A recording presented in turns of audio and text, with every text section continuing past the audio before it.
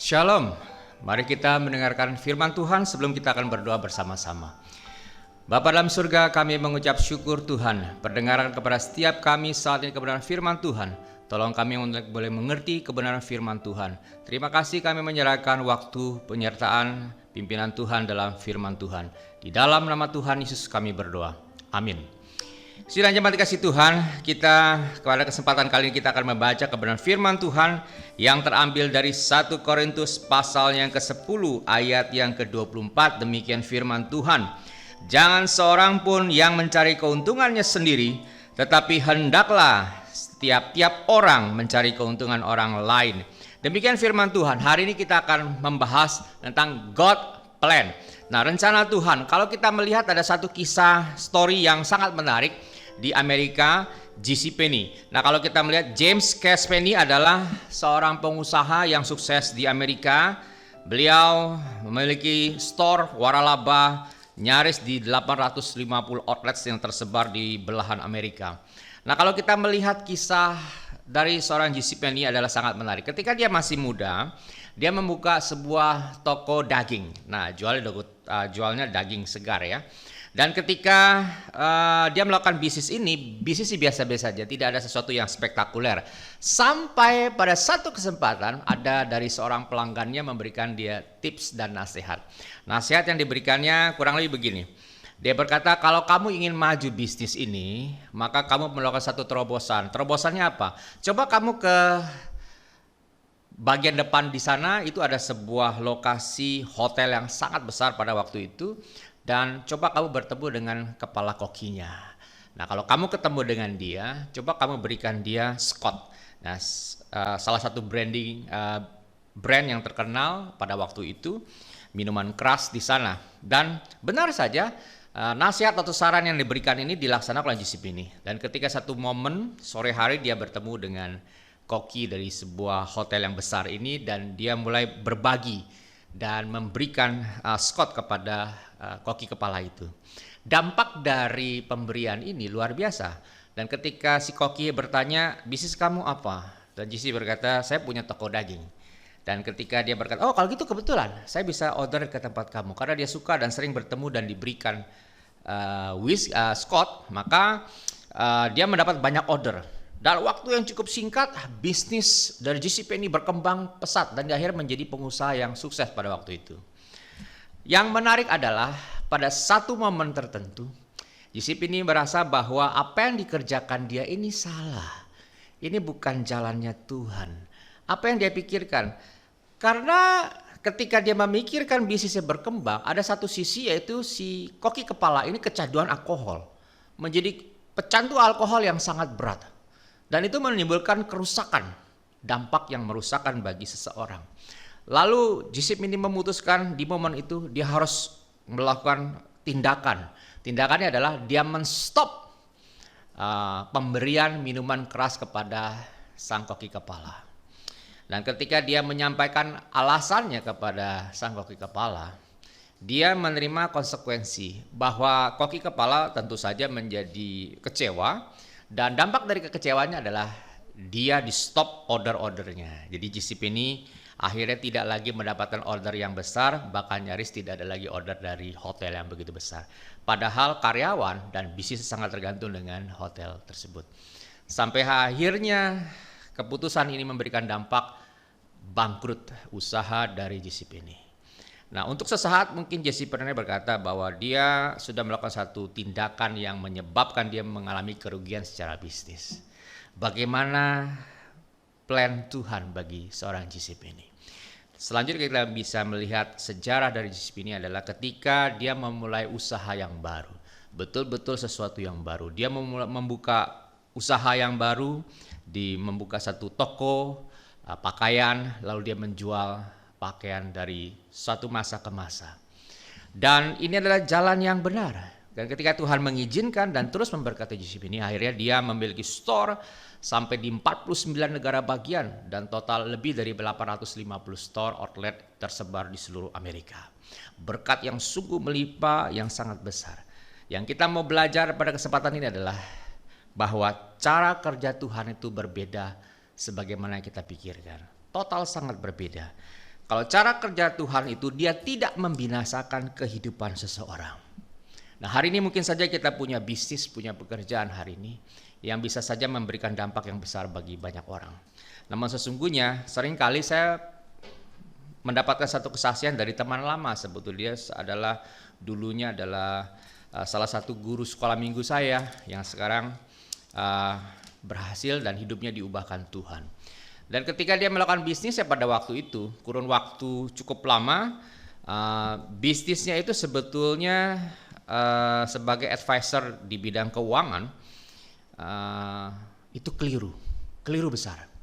Dan dampak dari kekeliruan yang dia lakukan ini, dia harus mendekam di penjara 5 tahun.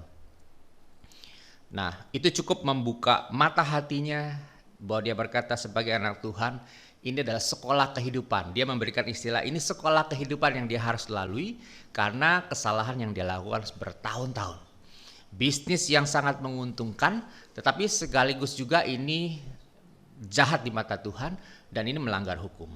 Nah, itu yang dia lakukan. Sekarang dia sudah bertobat dan kembali ke jalan yang benar dan melakukan bisnis yang benar di mata Tuhan. Nah, hari ini kita pun belajar dari GCP ini bahwa cara Tuhan berbeda dengan cara pandang kita. Nah, kita harus belajar mengikuti cara kehendak Tuhan. Cara dunia adalah menghalalkan segala cara untuk mendapatkan keuntungan. Dan bagi orang dunia hari ini, bisnis demikian adalah business as usual. Sesuatu yang normatif, yang oke-oke saja. Tapi kita sebagai anak Tuhan, kita diubahkan. Oleh karena itu hidup kita dan bisnis kita, pekerjaan kita harus jadi berkat buat banyak orang. Nah, kita pelajari dan perlu kita perhatikan dan bikin bersama adalah kesempatan kali ini adalah apakah dalam bekerja kita hanya memikirkan keuntungan bagi diri kita sendiri tanpa memikirkan keselamatan orang lain. Di dalam masa-masa yang sulit ini, kita perlu melakukan satu tindakan yang benar sebagaimana Tuhan mengajarkan kita. Mari kita sama-sama bekerja, apapun pekerjaan kita hari ini, tidak hanya mementingkan diri kita sendiri, tetapi juga kita mempertimbangkan kesehatan dan keselamatan orang lain. Oleh karena itu, firman Tuhan menjadi padanan bagi kita ketika kita bekerja apa saja yang kita lakukan hari ini. Baik kita sebagai pelajar, mahasiswa, ibu rumah tangga, sebagai guru, sebagai dosen, sebagai karyawan, sebagai pengusaha, sebagai profesional. Terlebih hari ini di masa-masa COVID pandemi seperti ini, kita perlu juga banyak mendoakan saudara-saudara kita yang bekerja, yang ada di garis paling depan di bidang kesehatan. Ada begitu banyak dokter kita melihat harus menjadi korban ketika mereka membantu saudara-saudara kita yang terkena COVID-19. Kita terus berdoa, ada begitu banyak juga dokter-dokter, perawat, driver di bidang kesehatan untuk ambulans yang juga tidak lain adalah saudara seiman kita. Mereka berjuang di garis depan, mempertahankan nyawa mereka sendiri terhadap sebaran virus yang ganas ini. Sampai hari ini kita bisa melihat ada begitu banyak orang di dunia, ribuan ilmuwan bekerja dengan semaksimal mungkin pagi, siang, sore, malam, tidak ada henti untuk berusaha mencari solusi untuk bisa menemukan vaksin yang tepat.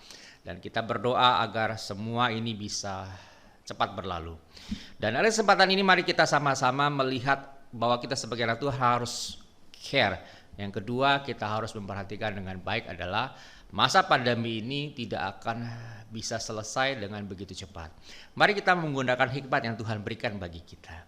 Dan hari ini kita bisa melihat Indonesia yang bermula hanya dari 2 korban, hari ini sudah lebih dari 200.000 orang. Ada begitu banyak pakar memperkirakan dan begitu banyak seminar dan beberapa seminar yang saya ikuti bahwa ada kesepakatan di antara para medis, dokter, ilmuwan dan juga perwakilan dari pemerintah yang menyatakan bahwa grafik di Indonesia hari ini COVID-19 belum mencapai angka puncak. Ini baru grafiknya menanjak, tahap dalam kondisi menanjak dan diperkirakan akan mencapai puncaknya di tahun 2021. Dan ketika COVID-19 ini ditemukan vaksinnya yang dikembangkan baik dari Indonesia merah putih, vaksin merah putih termasuk juga dari China. Jika itu nanti diperkirakan di tahun 2021 atau sekitar bulan Maret akan diproduksi secara massal, maka diperlukan begitu banyak vaksin untuk kita bisa survive di Indonesia dan mengatasi COVID-19. Dan itu memerlukan waktu yang cukup panjang. Banyak yang memperkirakan perlu waktu sekitar antara 2-3 tahun sampai kita bisa mengatasi secara tuntas COVID di Indonesia. Persoalannya adalah bagaimana ketahanan ekonomi Indonesia dan bagaimana ketahanan saudara-saudara seiman dalam berjuang dan survive di masa-masa yang sulit. Bukankah hari ini mengandalkan jalan Tuhan dan beriman adalah solusi yang paling tepat? Ketika kita menggantungkan pengharapan kita kepada Tuhan hari ini, kita tidak perlu khawatir akan masa depan. Meskipun begitu menakutkan, tetapi kita sebagai orang percaya, kita percayakan bahwa Tuhan punya cara, Tuhan punya jalan yang terbaik. Seperti Jisip ini, ketika dia memutuskan satu kesempatan untuk tidak menjadi serakah, dan dia memutuskan jalan yang benar, dan ketika dia melakukan itu sejenak seperti dia menjadi jatuh miskin, dan dia tidak sukses dalam bisnisnya. Tetapi Tuhan punya cara lain, Tuhan punya rencana yang indah. Dan ternyata hari ini Jisip ini punya bisnis yang begitu besar. Meskipun sekarang kondisi COVID juga, saya mendengar Jisip ini sekarang mengalami kesulitan di hampir cukup banyak store di Amerika. Namun demikian kita belajar dari kasus Jisip ini bahwa Tuhan punya rencana yang indah buat saudara dan saya hari ini. Maukah kita hari ini mempercayakan hidup kita, masa depan kita, pekerjaan kita, pelayanan kita kepada Tuhan. Jika kita mau, maka kita hari ini bukan saja kita berbisnis, berusaha, tapi kita juga memelihara kesehatan kita, keluarga dan orang lain, serta keselamatan orang lain, yang adalah bagian dari rencana Tuhan untuk engkau dan saya mengabarkan kabar baik buat banyak orang lain. Tuhan Yesus memberkati kita semua dimanapun kita berada. Stay healthy, tetap jaga kesehatan, cuci tangan, pakai masker kemanapun kita berada, dan tetap di dalam Tuhan, berdoa penuh, minta pertolongan Tuhan, penyertaan Tuhan untuk kita semua bagi Indonesia. Tuhan Yesus memberkati. Mari kita berdoa dan menerima berkat Tuhan. Bapa dalam surga, terima kasih Tuhan untuk waktu yang singkat kami boleh merenungkan kebenaran firman Tuhan. Tuhan, kami rindu hari ini apapun yang kami lakukan. Begitu banyak orang merasakan kekhawatiran dan ketakutan karena bisnis yang kami geluti di Indonesia sedang terpuruk. Ya Tuhan, ada begitu banyak orang merasakan kekhawatiran akan resesi yang menimpa Indonesia dan tidak sedikit juga kami mengalaminya hari ini. Namun Tuhan, kami mempercayakan bahwa Tuhan Yesus adalah Allah yang hidup, yang lebih dari segala persoalan dan pergumulan kami hari ini. Kami sungguh menyerahkan keluarga kami, pekerjaan kami, pelayanan kami ke dalam tangan Tuhan. Pakai kami Tuhan di masa-masa yang sulit ini. Kami sungguh memberkati setiap orang dimanapun kami berada. Terpujilah nama Tuhan, dan sidang jemaat dikasih Tuhan, terimalah berkat Tuhan. Kiranya kasih daripada Allah Bapa, anugerah dan damai sejahtera daripada Tuhan kita Yesus Kristus, dan penyertaan Roh Kudus menyertai hidup saudara mulai hari ini sampai Maranatha. Tuhan Yesus memberkati. Amin. Tuhan Yesus memberkati kita sekalian.